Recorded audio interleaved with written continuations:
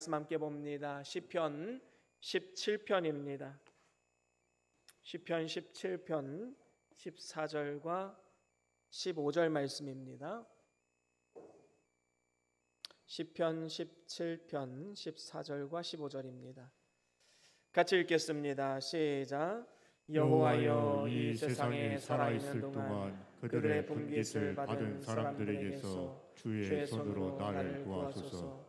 그들은 주의 제물로 배를 채우고 자녀로 만족하고 그들의 남은 산업을 그들의 어린아이들에게 물려주는 자니이다. 나는 의로운 중에 주의 얼굴을 배우리니 깰 때에 주의 형상으로 만족하리이다. 아멘. 아멘. 예, 오늘 말씀 들고 우리 같이 함께 선포하며 나아갑니다. 시작. 주의 말씀은 내 발의 등이요 내 길의 빛이 되십니다. 주여 말씀하옵소서. 주의 종이 듣겠나이다. 아멘. 아멘. 예, 오늘은 시편 17편 14절과 15절 말씀으로 진정한 만족의 비결이란 제목으로 함께 말씀을 나눠보길 원합니다.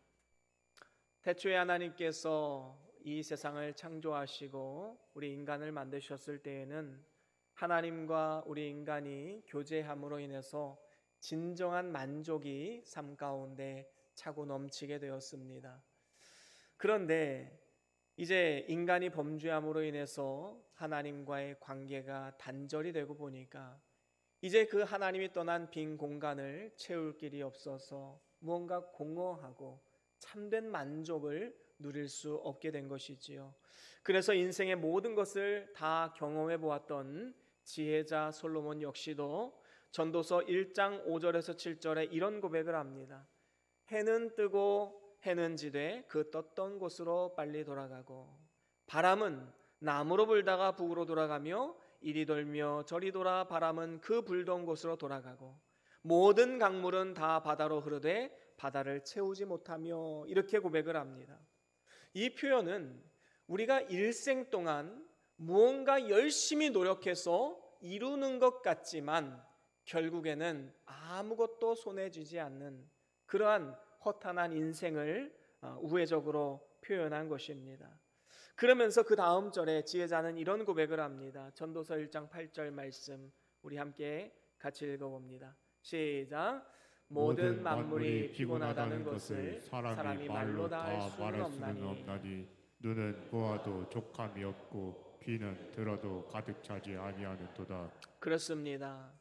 모든 만물이 피곤하여서 이 허탄한 인생을 살아가다 보니까 눈으로 보는데도 만족함이 없고 귀로 듣는데도 채워짐을 경험할 수가 없는 것입니다. 그래서 비록 세상에서는 내가 갖고 싶은 거 다 가져보고 누리고 싶은 거 다 누려보고 원하는 것을 다 이룬다 할지라도 인생은 결국에 허탄한 인생, 참된 만족이 그 안에 없는 것입니다. 마치 이 엄마를 잃어버린 아이를 달래기 위해서 이 아이에게 장난감도 쥐어주고 또 맛있는 간식도 손에 쥐어지면 이 아이는 잠깐은 울음을 멈추지요. 거기에 관심을 보입니다. 하지만 시간이 조금만 지나도 또다시 엄마를 찾으며 눈물을 흘리게 됩니다. 그것과 마찬가지이지요. 동양 철학에 노자라는 사람이 있습니다. 이 노자는 사람이 왜 불행한가, 그 불행의 원인에 대해서 만족할 줄 모르는 인간의 모습에서 불행이 찾아온다라고 말을 했습니다. 그런데 이 말을 했던 노자 역시도 참된 만족의 비결을 알지 못하고 죽음을 맞이하게 되었지요. 그러면 성경에서 말하는 진정한 참된 만족의 비결은 과연 무엇일까요? 오늘 말씀 시편은 다윗이 지은 시편인데 이 다윗이 지은 시편을 통해서 우리가 하나님의 음성을 듣기를 원합니다. 참된 만족의 비결에 대해서 세 가지로 함께 나눠보기를 원합니다. 그 첫 번째는 재물에 관한 것입니다. 재물은 있는 바로 족한 줄로 알아야지만 우리가 진정한 만족을 누릴 수 있다는 것이지요. 오늘 본문 14절 상반절에 보면 여호와여, 이 세상에 살아있는 동안 그들의 분깃을 받은 사람들에게서 주의 손으로 나를 구하소서. 그들은 주의 제물로 배를 채우고 라고 말씀합니다. 제물은 우리의 삶에 있어서 꼭 필요한 요소입니다. 우리가 제물이 없이 어떻게 살아갈 수가 있겠습니까? 하지만 중요한 것은 제물이 넉넉하다고 해서 꼭 만족하는 것도 아니고 행복한 것도 아니라는 사실입니다. 돈이 많으면 이것저것 다 해볼 수는 있겠지요. 하지만 그것이 우리에게 만족과 행복을 주는가? 반드시 그렇지만은 않다라는 것입니다. 오히려 우리의 영혼의 공허함은 더욱더 깊어지게 될 것입니다. 마치 갈증이 날 때 바닷물을 마시면 어떻게 됩니까? 잠깐은 갈증이 해소되는 것 같이 느껴지지만 결국에는 더 큰 갈증을 불러일으키게 됩니다. 세상의 만족이 이와 같습니다. 잠깐은 흡족하게 만들 수 있을 것입니다. 하지만 그것이 영원한 기쁨을 주지는 못합니다. 그 이유가 무엇입니까? 오늘 본문에 말씀하는 바와 같이 재물은 이 세상에 살아있는 동안 받은 분기시기 때문입니다. 그러니까 이 세상에서만 누릴 수 있는 것이지요. 사람이 이 세상에 태어나서 사는 날은 잠깐입니다. 성경은 인생은 70이요 강건하면 80이라 말씀하면서 이마저도 빨리 지나간다라고 분명히 말씀했습니다. 이렇게 잠시뿐인 이 세상에서 사람들은 많은 재물을 누리려고 그렇게 살아갑니다. 아이들은 앞으로 공부를 열심히 해서 돈을 많이 벌기를 원하는 마음으로 공부를 하고 있습니다. 어른들도 돈을 많이 벌어서 일찍이 일어나고 늦게 눕는 수고를 하고 있습니다. 이 모든 어려움을 감당하면서까지 일을 하고 있는 것이지요. 그런데 성경은 뭐라고 말합니까? 시편 39편 6절에 보면 이렇게 말씀을 합니다. 우리 같이 함께 읽어봅니다. 시편 39편 6절 말씀 시작. 진실로 각 사람은 그림자같이 다니고 헛된 일로 소란하며 재물을 쌓으나 누가 거둘는지는 알지 못하나이다. 아멘. 그렇습니다. 여기에 보니까 아무리 재물을 많이 쌓아놓은들 그것이 누구의 것이 될 것인지 알지 못한다라는 것입니다. 예수님께서도 어리석은 부자 이야기를 통해서 이와 비슷한 이야기를 하셨지요. 이 부자는 하나님의 은혜로 부자가 되었음에도 불구하고 하나님 앞에 감사하지 못했습니다. 그래서 어떻게 합니까? 큰 창고를 짓고 여러 해 쓸 물건들을 거기에 다 쟁여놓습니다. 그리고 이런 생각을 합니다. 내 영혼아 여러 해 쓸 물건을 많이 쌓아두었으니 평안히 먹고 쉬고 마시고 즐거워하자. 그러자 하나님 뭐라고 말씀하십니까?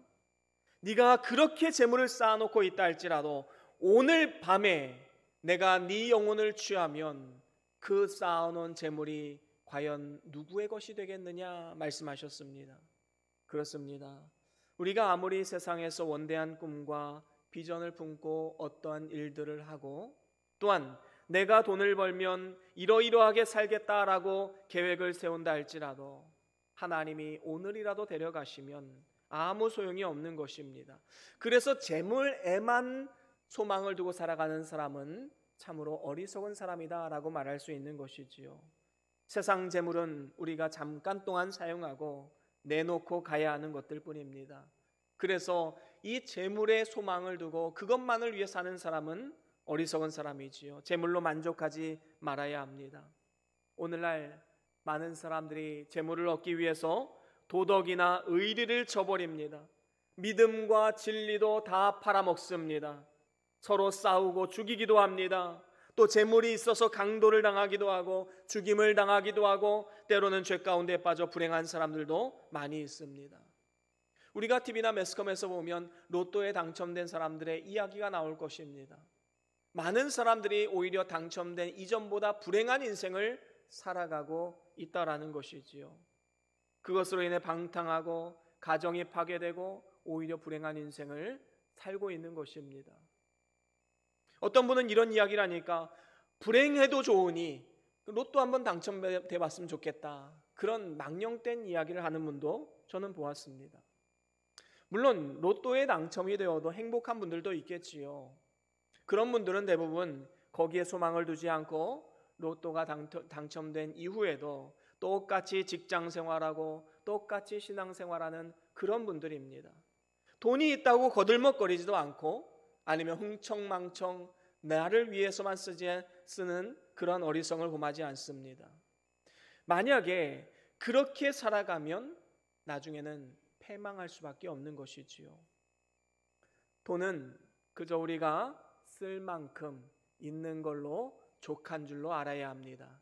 그래서 히브리서 13장 5절에도 보면 이렇게 말씀을 합니다. 함께 같이 읽어볼까요? 히브리서 13장 5절입니다. 시작. 돈을 사랑하지 말고 있는 바를 족한 줄로 알라. 그가 친히 말씀하시기를 내가 결코 너희를 버리지 아니하고 너희를 떠나지 아니하리라 하셨느니라. 아멘. 그렇습니다. 여러분, 돈이 많다고 해서 행복한 것이 아니고 있는 바로 자족하는 마음이 있어야 행복한 것입니다. 또한 그 재물을 바르게 사용하는 사람이 진정으로 행복한 사람이지요. 하나님은 우리를 결코 버리지 않으시고 떠나지 않으시며 우리를 도우시는 분이십니다. 이렇게 하나님의 도우심을 의지하며 살아가는 성도들은 재물이 없어도 만족할 수 있고 재물이 있다고 해서 교만하지도 않습니다. 디모데전서 6장 6절에도 이렇게 말씀을 합니다. 우리 함께 같이 읽어봅니다. 시작. 그러나 자족하는 마음이 있으면 경건은 큰 이익이 되느니라. 아멘. 여러분, 참된 만족의 비결은 욕심이 없는 데서부터 시작이 됩니다. 그러니까 욕심을 내려놓아야 되지요. 그리고 재물은 그저 있는 바로 족한 줄로 아는 데서 시작된다는 사실을 우리는 분명히 기억해야 합니다. 그리고 그렇게 자족하는 마음은 우리의 경건 생활에 큰 유익을 가져다 주게 되는 것입니다. 그렇기 때문에 우리는 재물에 소망을 두는 것이 아니라 재물은 그저 있는 바로 족한 줄로 알고 늘 하나님 앞에 기쁨과 감사로 살아가야 될 줄로 믿습니다.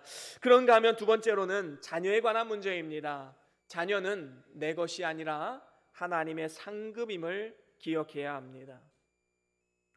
오늘 본문 14절 하반절에 보면 이렇게 말씀을 하지요. 자녀로 만족하고 그들의 남은 산업을 그들의 어린 아이들에게 물려주는 자니이다 라고 말씀합니다.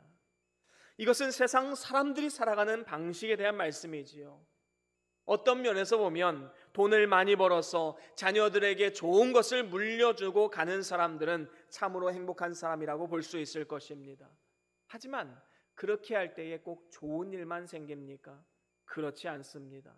때로는 부모가 많은 돈을 물려줌으로 인해서 자녀들끼리 서로 더 많이 갖겠다고 싸우고 고소하는 경우도 있지요. 또한 오히려 이렇게 불행하는 사람들이 있습니다. 또 반대로 자녀들을 키우면서 이 아이가 내 노후의 보장이다라고 생각하면서 그렇게 키우는 부모들도 있습니다. 여러분, 내가 키웠다고 해서 내 공로를 주장하며 자녀들을 마치 소유물로 생각하고 거기에 소망을 두고 살아가고 있는 많은 부모님들이 있다라는 것입니다. 아주 잘못된 생각이지요. 물론 자녀가 부모를 잘 공경하는 것은 성경적인 것이고 자녀들이 복받는 길입니다. 하지만 이것은 자녀들의 입장에서 그런 것이고 부모의 입장에서는 자녀들에게 소망을 두고 만족을 찾으려 해서는 절대로 안 되는 것입니다.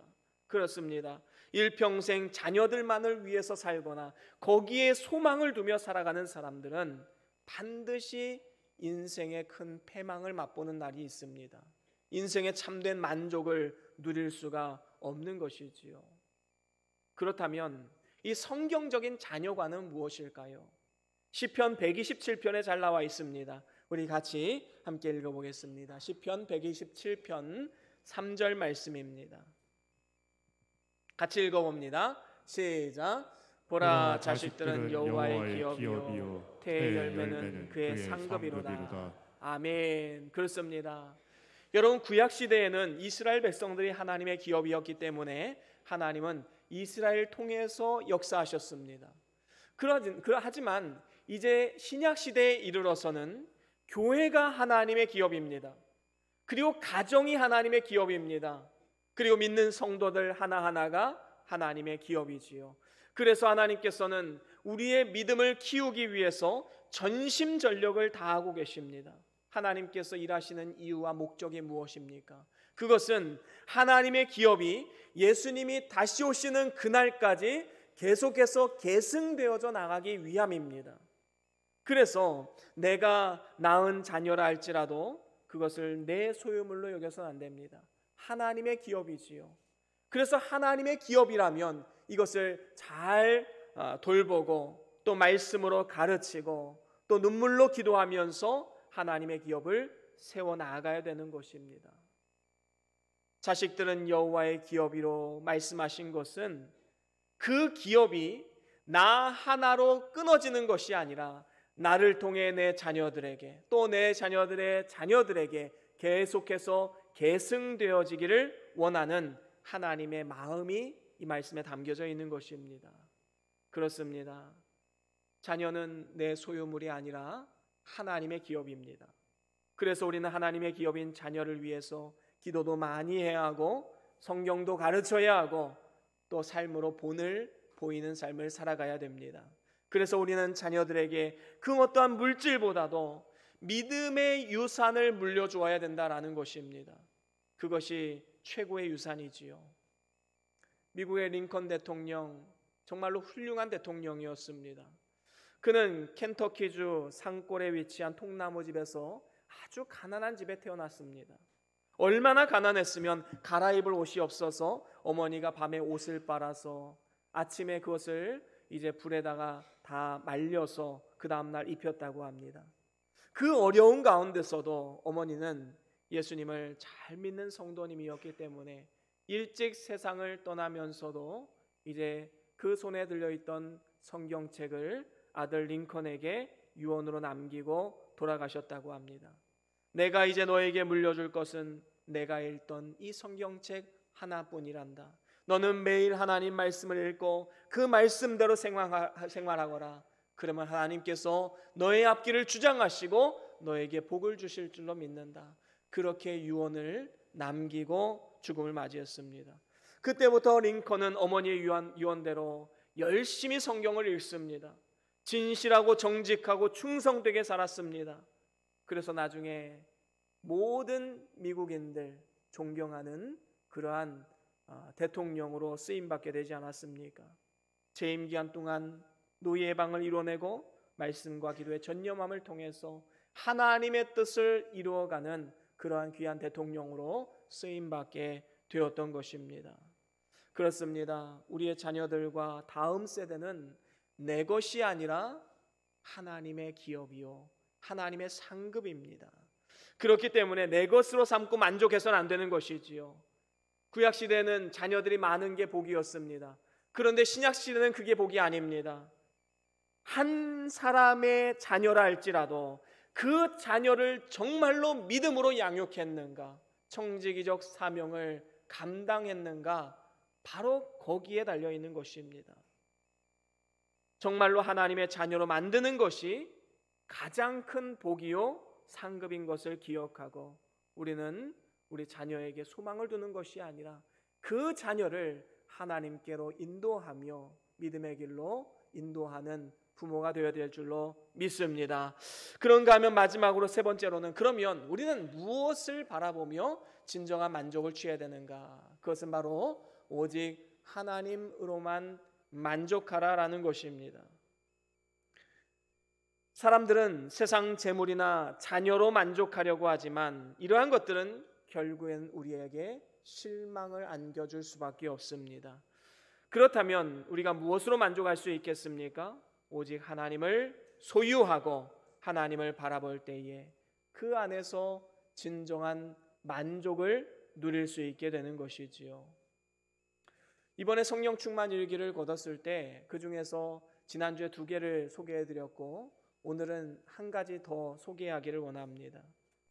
이분은 어느 날 출근길에 마음이 급해서 빨리 가려고 하다가 넘어지셨다고 합니다. 그래서 무릎과 또 팔꿈치에 찰과상을 입게 되었지요.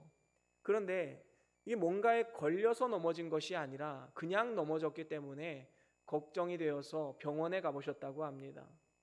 그래서 귀와 눈과 머리와 평형감각 다 검사를 했습니다. 검사 결과 청력은 경계선에 있었고 또 전정기관에 이상이 있어서 몸의 균형을 잡는 것이 어려운 것이라고 하면서 처방을 내어주셨다고 합니다. 지금까지 친정일, 가정일, 교회일 병행하면서 쉬지 않고 달려왔기 때문에 아마도 몸이 버티지 못했던 것으로 보여집니다. 그러면서 지금까지 주님이 주셨던 건강에 대해서 감사하지 못했던 것에 대해서 반성하면서 이제는 말씀을 붙잡고 하나님으로 위로를 받으면서 살겠노라라고 그런 고백을 일기에 적으셨습니다. 그러면서 이분이 이렇게 일기를 마무리하셨습니다. 아직도 가야 할 길이 멀고 험하고 내 앞에 생각지 못한 시련이 다가오겠지만 이제 내게 주어진 시간과 건강에 대한 소중함을 깊이 깨닫는 기회가 되었다. 주님, 오늘도 주님만 바라보며 살아가겠습니다. 이렇게 일기를 마무리했습니다. 여러분, 건강도 우리에게 만족을 주지 못하고 가정도 만족을 주지 못하고 자녀도 만족을 주지 못하고 위로가 되지 못하는 이러한 상황 속에서 하나님의 말씀을 통해서 위로를 얻고 하나님만을 바라보며 살겠다는 그러한 믿음의 고백이었습니다. 오늘 말씀의 다윗의 고백도 이러한 고백 아니겠습니까? 15절 말씀에 이런 고백을 합니다. 우리 15절 한 번 더 같이 읽어보겠습니다. 오늘 본문 15절입니다. 시작. 나는 의로운 중에 주의 얼굴을 배우리니 깰 때에 주의 형상으로 만족하리이다. 그렇습니다. 14절에 재물에 만족하고 자녀들에게 좋은 것을 물려준으로 만족하는 그러한 인생이 아니라 나는 의로운 중에 주의 얼굴을 배우리니 깰 때에 주의 형상으로 만족하리이다 라고 고백하고 있는 것입니다. 여기서 주의 얼굴은 어떤 얼굴을 말하는 것입니까? 바로 자비하신 얼굴이지요. 여러분, 이 구약시대의 가나안 땅은 비가 내리면 물을 흡수하는 땅이라고 되어 있습니다. 이 말은 물을 머금지를 못하니까 정착할 수가 없다라는 거지요. 거기서 뭔가를 경작하거나 뭔가 나무를 심거나 그럴 수 없는 땅이라는 겁니다. 그러면 하나님께서 이 가나안 땅을 젖과 꿀이 흐르는 땅이라 말씀하셨는데, 아니 이런 척박한 땅을 왜 젖과 꿀이 흐르는 땅이라고 소개하셨을까요? 그 이유가 과연 무엇일까요? 그것은 하나님이 돌보시는 땅으로서 언제나 하나님의 눈이 그 위에 머무르고 있었기 때문입니다. 하나님의 관심이 거기에 있고 하나님의 인도하심이 거기에 있었기 때문에 젖과 꿀이 흐르는 땅이다라는 것이지요. 그렇습니다. 하나님은 자비로우신 얼굴로 우리를 돌보시되 졸지도 않으시고 주무시지도 않으시고 우리를 지키시겠다 약속하셨습니다. 특별히 우리가 외로움을 당할 때에, 때로는 어려움을 당할 때에, 때로는 남편이나 아내나 자녀가 힘이 되지 못할 때, 때로는 나이 들어서 병들 때에 우리에게 힘이 되어주시고 우리를 지켜주시는 분, 바로 그분이 우리 하나님 아니십니까? 여러분, 하나님의 얼굴이 이렇게 귀한 것입니다. 그래서 우리는 그 하나님의 얼굴을 바라보며 살아가야 된다라는 것이지요. 시편 42편 5절에 보면 이런 말씀이 있습니다. 같이 함께 읽어봅니다. 시편 42편 5절 말씀입니다. 같이 읽겠습니다. 시작. 내 영혼아, 내가 어찌하여 낙심하며 어찌하여 내 속에서 불안해하는가? 너는 하나님께 소망을 두라. 그가 나타나 도우심으로 말미암아 내가 여전히 찬송하리로다. 아멘. 그렇습니다. 여러분, 낙심하거나 두려워하지 마십시오. 오직 하나님께 소망을 두십시오. 그러면 그가 나타나 도우심으로 오히려 찬송하게 될 것이다 라고 말씀하고 있는 것입니다. 우리가 잘 아는 찬송가 413장 내 평생에 가는 길이란 찬송이 있습니다. 이 찬송을 작사한 분은 D.L. 무디 목사님의 친구이신 스패포드라는 분이 작시한 곡입니다. 이분이 그 당시에 시카고에 큰 화재가 일어났을 때에 그 집이 다 타서 많은 재산을 잃어버렸다고 하지요. 그래서 그나마 가족들을 좀 위로하기 위해서 아내와 두 딸을 이제 유럽 여행을 배로 보낸 것입니다. 그런데 설상가상으로 타고 가던 그 여객선이 영국의 상선과 부딪혀서 배가 침몰하게 되었습니다. 그래서 두 딸은 익사하고 부인만 구조되었다고 하지요. 이 비보를 듣고 고통 중에서 하나님을 바라보니 이 환경이 주지 못하는 평강을 누리게 되었습니다. 그래서 그 찬양의 후렴구에 보면 내 영혼 평안해, 내 영혼 내 영혼 참 평안해 라고 그렇게 찬송을 했던 것입니다. 이것은 세상이 주지 못하는 평안이지요. 세상은 알 수도 없는 평안입니다. 여러분이 죽음이라고 하는 극한 상황 속에서도 소망을 얻을 수 있는 참으로 복된 사람들이 바로 우리들입니다. 오늘 본문 15절 하반절에 보니까 깰 때에 주의 형상으로 만족하리이다 말씀하고 있습니다. 여기서 이 깰 때에라는 것은 죽음 이후의 부활의 모습, 부활의 상태를 잠에서 깨어나는 것에 비유를 한 것입니다. 그날이 되면 우리는 주님의 형상을 마치 얼굴과 얼굴을 대면해 보는 것처럼 아주 선명하게 보게 될 것입니다. 고린도전서 13장 12절에 그 말씀이 나와 있지요. 우리 같이 함께 읽어봅니다. 고린도전서 13장 12절입니다. 시작. 우리가 지금은 거울로 보는 것 같이 희미하나 그때에는 얼굴과 얼굴을 대하여 볼 것이요 지금은 내가 부분적으로 아나 그때에는 주께서 나를 아신 것 같이 내가 온전히 알리라. 아멘. 그렇습니다. 여러분, 우리가 이 땅을 사는 동안에는 마치 거울로 보는 것처럼 희미하게 주의 얼굴을 보면서 살아갑니다. 말씀을 통해 보고 기도를 통해 보는 것이지요. 부분적으로 은혜를 경험하고 있습니다. 그런데 장차 우리가 주님 앞에 서게 되는 그날에는 온전한 모습으로 주의 형상을 보게 될 것이고 완전한 영광과 진정한 만족을 누리게 될 것입니다. 우리는 그날을 바라보며 소망하며 오늘 당면한 이 믿음의 경주를 인내하며 걸어가야 된다는 것이지요. 현실이 어렵고 고난이 있을지라도 오늘 말씀의 이 다윗의 고백과 같이 장차 오게 될 영광을 바라보며 담대하게 나아가십시오. 오직 하나님으로만 위로와 소망을 얻으시고 참된 만족을 누리십시오. 우리에게 찾아오는 고난은 잠깐이지만 하나님이 예비하신 모든 영광은 영원한 것이기 때문입니다. 이제 말씀을 마무리합니다. 오늘 말씀의 진정한 만족의 비결은 무엇입니까? 여러분, 재물은 우리의 만족이 될 수 없습니다. 부어도 밑 빠진 독처럼 만족을 줄 수가 없는 것이지요. 그래서 재물은 있는 바로 족한 줄을 알아야 합니다. 자녀들은 어떻습니까? 자녀들이 나에게 만족을 줄 것이다 하는 기대에서부터 우리의 인생이 불행해지는 겁니다. 자녀는 내 기대를 만족해주는 그런 존재가 아니라 하나님의 상급이요 하나님의 기업입니다. 그래서 우리는 오직 하나님 한 분으로만 만족해야 된다라는 것이지요. 그것이 바로 영원한 만족이고 진정한 행복이다라는 것입니다. 오늘도 저와 여러분들이 재물에 소망을 두고 재물을 의지하고 만족하려 하고 자녀에게 소망을 두고 의지하고 만족하려 했던 모든 것들로부터 돌이켜서 세상의 평안과 위로가 없다 할지라도 오직 예수님만 의지하고 그 안에서 참된 만족과 평안을 누림으로써 지금으로부터 영원까지 주님 주시는 진정한 만족을 누리며 살아가는 축복의 삶이 다 될 수 있기를 주의 이름으로 간절히 축원합니다. 우리 다 같이 받은 말씀 기억하시면서 우리 함께 찬양의 고백을 올려드리길 원합니다.